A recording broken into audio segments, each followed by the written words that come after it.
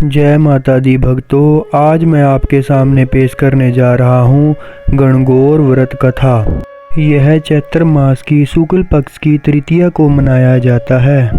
इस दिन सौभाग्यवती स्त्रियां व्रत रखती हैं। कहावत है कि इस दिन पार्वती जी ने भगवान शंकर से सौभाग्यवती रहने का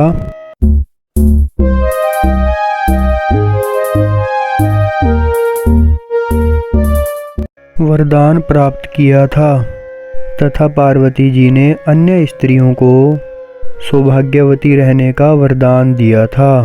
तो चलिए भक्तों जानते हैं गणगौर व्रत कथा का रहस्य। एक बार भगवान शंकर पार्वती जी एवं नारद जी के साथ भ्रमण के लिए चल दिए। वे चलते चलते चैत्र शुक्ल तृतीया को एक गांव में पहुँचे।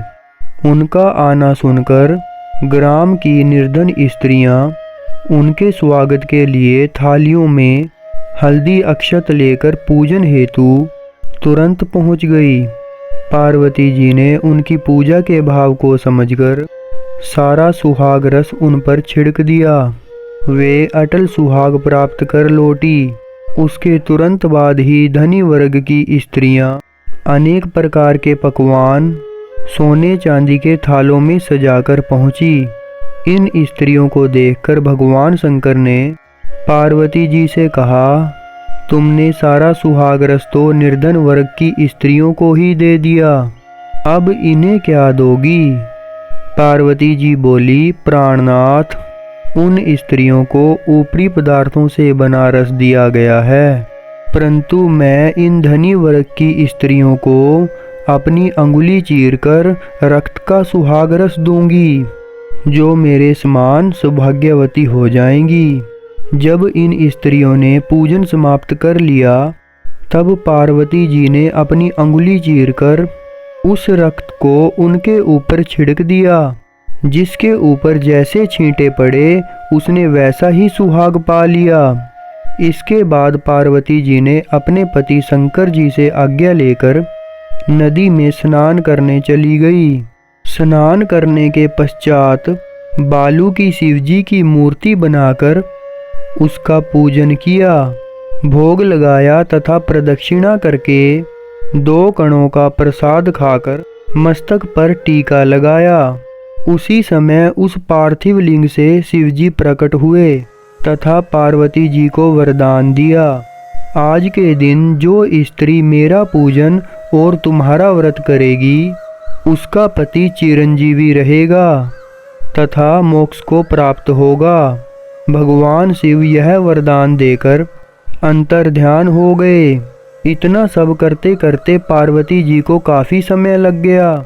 इसके बाद पार्वती जी नदी के तट से चलकर उस स्थान पर आई जहां भगवान शंकर व नारद जी को छोड़कर गई थी।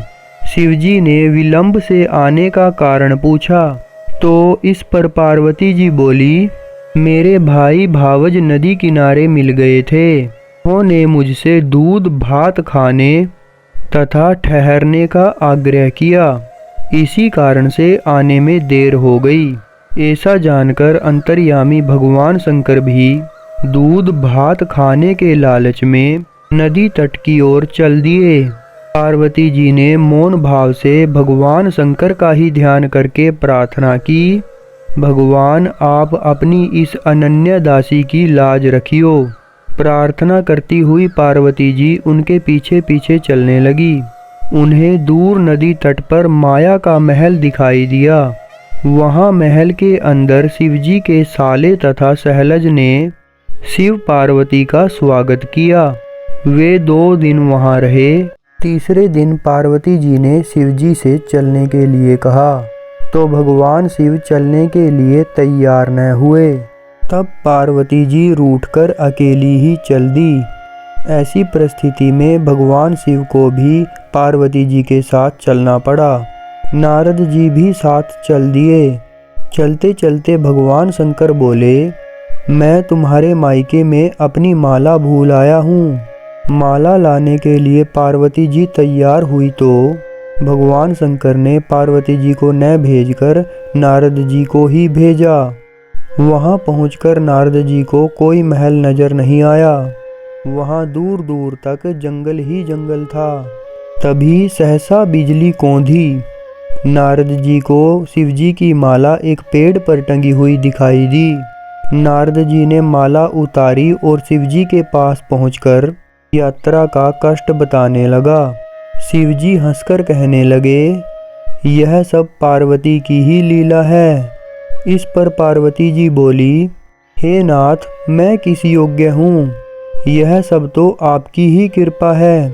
ऐसा जानकर महर्षि नारद जी ने माता पार्वती तथा उनके पतिव्रत प्रभाव से उत्पन्न घटना की मुक्त कंठ से प्रशंसा की। तो भक्तों, ये थी गणगौर व्रत कथा। आपको कैसी लगी प्लीज़ लाइक शेयर और कमेंट करके ज़रूर बताना। और हाँ भक्तों, मेरी आने वाली कथाओं और कहानियों का स्मरण करने के लिए चैनल को सब्सक्राइब करना और बेल आइकन को प्रेस करना ना भूलना। जय माता दी, जय भोलेनाथ।